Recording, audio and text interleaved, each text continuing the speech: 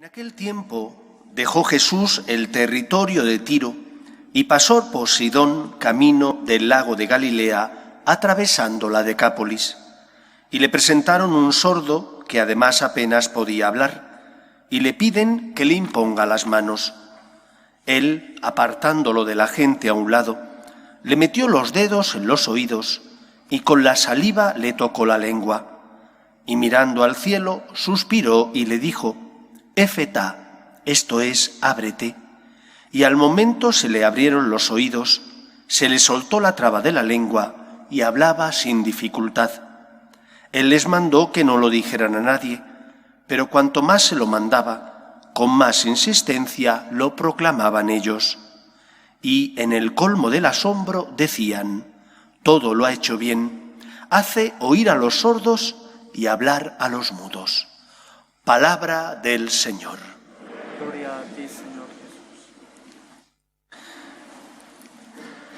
Si cogiéramos los evangelios y los diseccionáramos, separando de ellos los dichos de Jesús de los milagros u obras que él realizó, nos sorprenderíamos al ver que la mayor parte del peso de los evangelios reside en las obras que Cristo hizo.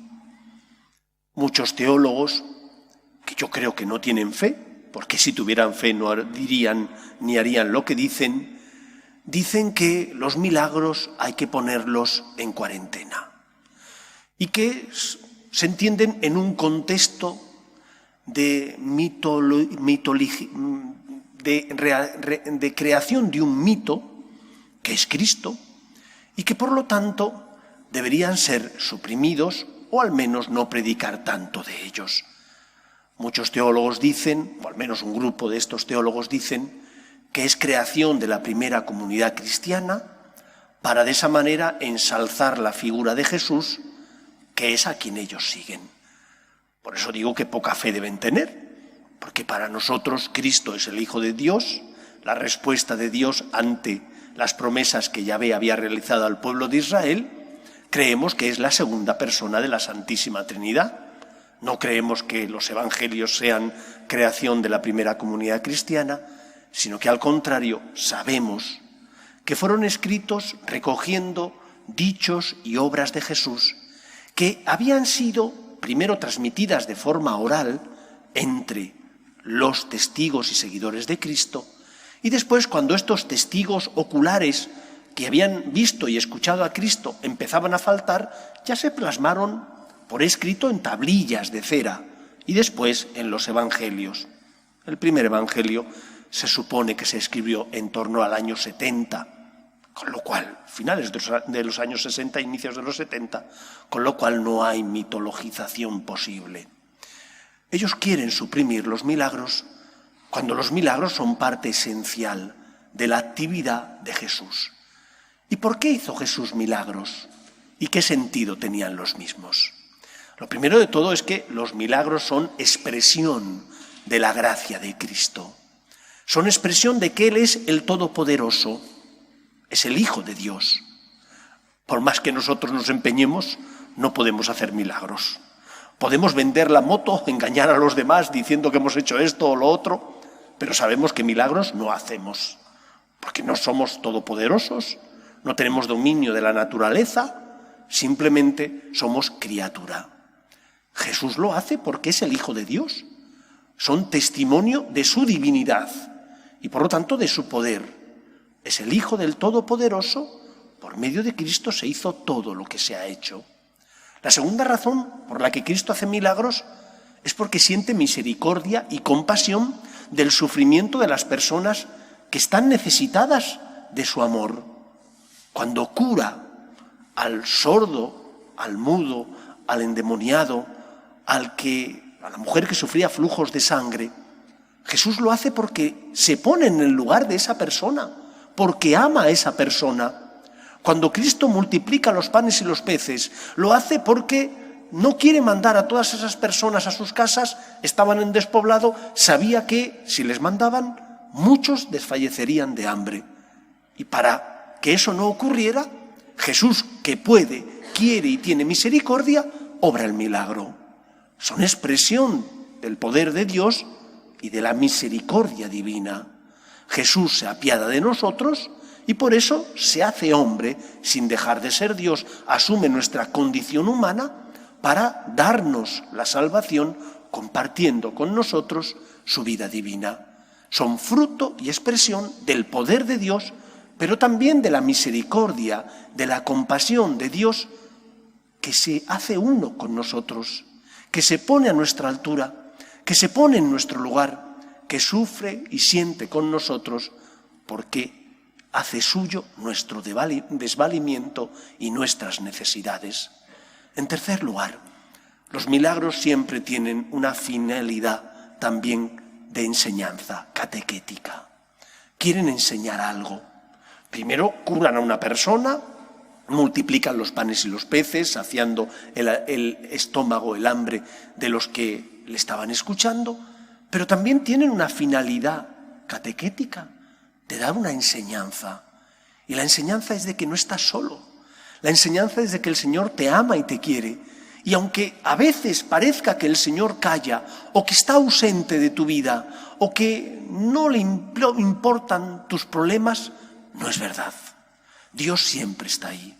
Y Dios siempre actúa. Otra cosa distinta es que los tiempos de Dios no son nuestros tiempos. Otra cosa distinta es que a nosotros nos gustaría frotar la lámpara y que saliera el genio y nos diera los deseos y de esa manera nos complicamos la vida. Dios no actúa así. Dios no es el genio de la lámpara, no es nuestro siervo.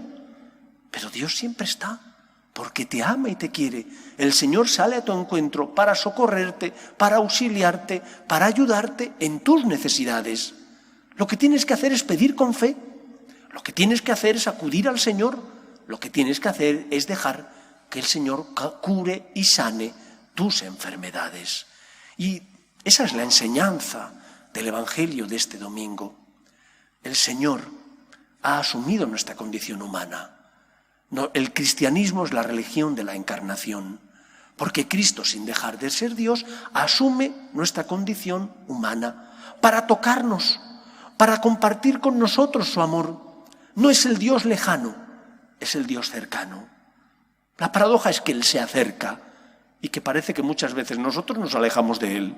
Que por más que el Señor viene, nosotros salimos corriendo. Que por más que el Señor nos da facilidades para encontrarse con nosotros y que por lo tanto nosotros nos beneficiemos, nosotros anteponemos otras cosas. ¿Cuántas iglesias hay en Madrid? Repara, cuenta. ¿Cuántas hay camino de tu trabajo? ¿Cuántas veces sales entre hora y hora a tomarte un café? El que fuma, fumas un cigarro porque ya en las empresas no se puede fumar, en los edificios. ¿Cuántas veces vas a ver a Cristo? A lo mejor hay una iglesia abierta al lado de tu trabajo. No digo que vayas a misa, si a lo mejor no puedes, no tienes media hora o 20 minutos, que a lo mejor dura la Eucaristía a diario, pero sí puedes pasar a hacer una visita, a dar las gracias, a encomendar a los que están sufriendo y sabes que necesitan el amor de Dios.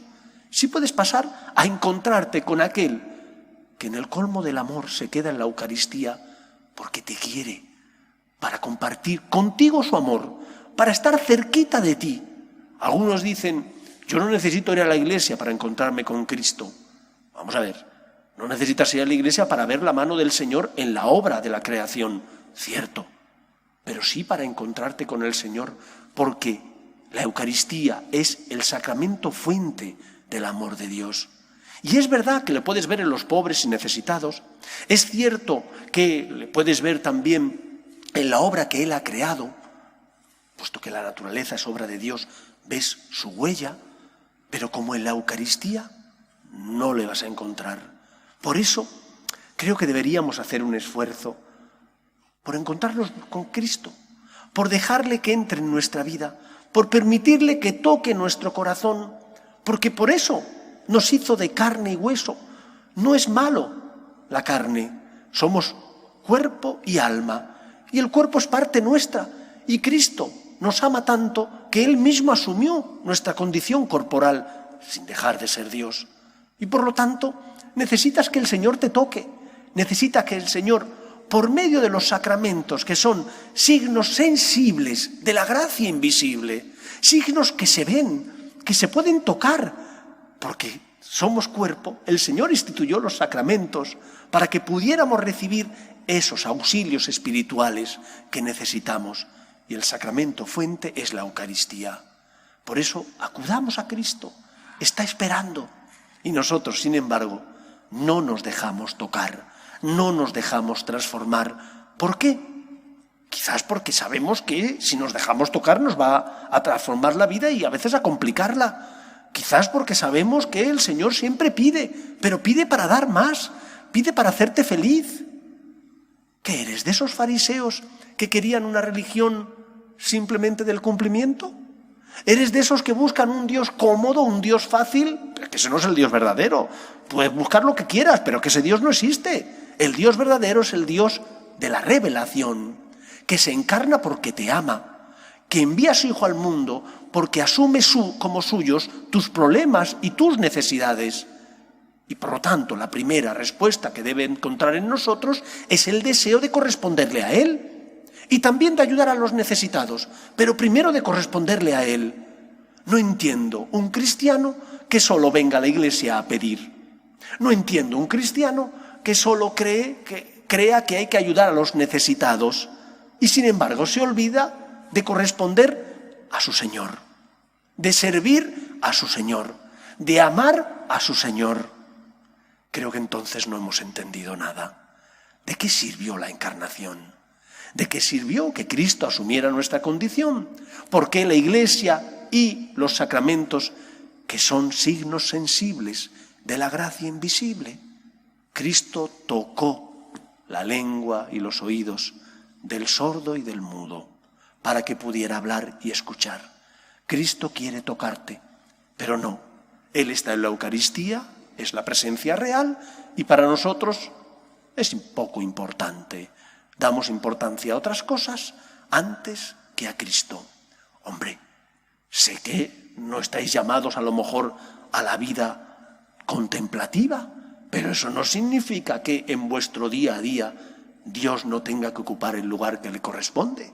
No significa que no podáis y debáis hacer oración. No significa que no debáis dar gracias. No significa que si podéis no vayáis a misa. Porque nosotros no somos como los fariseos que buscaban un Dios cómodo y fácil. Nuestra religión no es el cumplimiento, es la religión del amor. Y en el amor no hay límites. En el amor lo que se busca es corresponder a la persona amada. Cristo te ama. Prueba de su amor es la encarnación. Prueba de su amor son los milagros. Prueba de su amor es la Iglesia. Deja que el Señor, por medio de los sacramentos, te consuele. Deja que el Señor, que quiere tu felicidad y tu salvación, sane y cure tus heridas. Y después de recibir a Cristo y de corresponderle a Él, pregúntate, ¿y qué tengo que hacer por los demás? ¿Qué necesita Cristo que haga yo por aquel que no le conoce o por aquel que está sufriendo y pasa a mi lado? Pero primero por tu Señor. Primero, por aquel que es la respuesta amorosa de un Padre que envía a su Hijo y que es el Todopoderoso. Que el Señor nos bendiga. Nos ponemos en pie. El Señor esté con vosotros y la bendición de Dios Todopoderoso, Padre, Hijo y Espíritu Santo, descienda sobre vosotros. Podéis ir en paz. Nos despedimos de María, nuestra Madre, pidiéndole que proteja a nuestras familias y a nuestros países. Dios te salve, Reina y Madre de misericordia, vida, dulzura y esperanza nuestra. Dios te salve. A ti llamamos los desterrados hijos de Eva. A ti suspiramos, gimiendo y llorando en este valle de lágrimas. Ea pues, Señora, abogada nuestra, vuelve a nosotros esos tus ojos misericordiosos y después de este destierro, muéstranos a Jesús, fruto bendito de tu vientre. Oh clementísima, oh piadosa, oh dulce y siempre Virgen María, ruega por nosotros, Santa Madre de Dios, para que seamos dignos de alcanzar las promesas de nuestro Señor Jesucristo. Amén.